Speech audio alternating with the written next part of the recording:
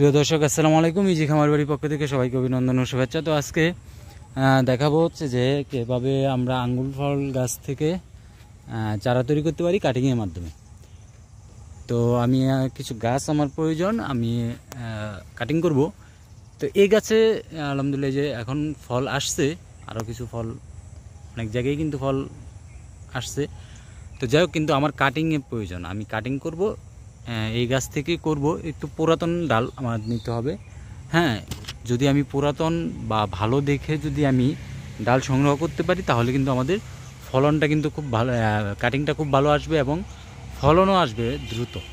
তো এই যে এরকম মজবুত মানে পুরাতন যে ডালগুলি আছে, একদম খাল বাকল উঠে গেছে, হ্যাঁ দেখাই যাচ্ছে যে এই সব ডালগুলো কিন্তু আমাদের কাটিং করতে হবে। তো দেখি এখান থেকে আমি একটু ভিতর থেকে পুরাতন ডালগুলি, যেহেতু এটা গাছ মোটামুটি বড় গাছ, এটার ভিতরে আরও কিছু ডাল আছে, এখান থেকে কিছু কাটিং কেটে নেব। এই কিছু আঙ্গুরের ডাল নিয়ে আসলাম, মনে হচ্ছে রাকড়ি। অনেকেই মনে করবে যে এটি যে কোনো রাকড়ি রান্না করা যাবে। তো যাই হোক, যে আঙ্গুর ফলের যে গাছের ডালগুলি, এগুলি কিন্তু একদম শুকনোর মতন মনে হয়, যেগুলি শুকিয়ে গেছে। তো এই সমস্ত ডালগুলি কিন্তু আমাদের চারা দেবে। তো এই ডাল থেকেই কিন্তু আমরা চারা তৈরি করবো, এই ডালের কাটিং থেকেই কিন্তু আমরা চারা তৈরি করবো। তো খেয়াল রাখতে হবে, আমরা যখন এই চারা তৈরি করব, যারা চারা ডাল থেকে তৈরি করতে চান তারা এই গিটগুলি কিন্তু খেয়াল রাখতে হবে। এই যে এখানে যে গিটগুলি আছে, এই যে এখানে গিট, এই গিটের এই বরাবর কিন্তু আমাদের অ্যাঙ্গেল করে কেটে দিতে হবে। তাহলে আমি মোবাইলটা রেখে কেটে নিচ্ছি, এই যে দেখাচ্ছি, এই বরাবর আমাদের, হ্যাঁ ঠিক এই বরাবর আমাদের কেটে নিতে হবে। তাহলে গিট বরাবর যদি আমি এখান থেকে কেটে নেই তাহলে কি হবে, এটা কাটা সুন্দর হয় নাই।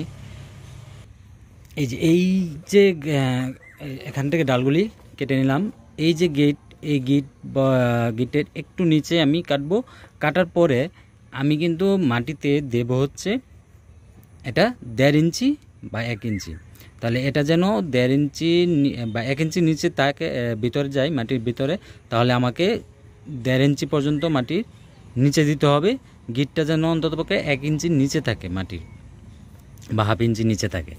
তাহলে এটা যখন আমি দেব মাটিতে, যদি কোনো পলি প্যাকেটে আমি দেওয়ার ফলে উপরে কিন্তু আমার থাকতে হবে 1টি বা 2টি গিট, আমার কিন্তু উপরে থাকতেই হবে। তাহলে 1টি গিট থাকলে সম্ভাবনা অনেক সময় দেখা যাচ্ছে একটু কম থাকে, সেক্ষেত্রে অনেকেই 2টি গিট কিন্তু উপরে রেখে দেয়। তাহলে 2টি গিট যদি আমি রাখি তাহলে আমার 3টি গিট নিয়ে আমাদের কাটিংটা করতে হবে। আমাদের প্রত্যেকটা ডাল থেকে আমরা 3টি গিট নিব, নিয়ে 1টি গিট আমরা কি করব, মাটিতে রোপণ করব, আর উপরে থাকবে এই 2টি গিট কিন্তু আমার উপরে থাকবে। এভাবে যদি আমি এই একটু অ্যাঙ্গেল করে, সামান্য একটু অ্যাঙ্গেল করে মাটিতে 1 থেকে 1.5 ইঞ্চি নিচে যে আমি রোপণ করে দিই, তাহলেই কিন্তু এখান থেকে চারা বের হবে কিছু দিনের ভিতরেই, মানে 3 থেকে 4-5 দিনের পরেই কিন্তু দেখবেন এখান থেকে নতুন কষি বের হওয়া শুরু করবে। এই প্যাকেটে আমি কিন্তু এই চারাগুলি দিয়ে দেব।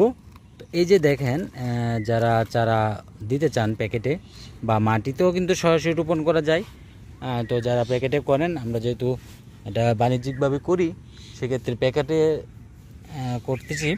সেটা হচ্ছে পলি প্যাকেটে আমি একটু অ্যাঙ্গেল করে, এই বৃষ্টি আসছিল যার কারণে মাটি অনেক ভিজা, হ্যাঁ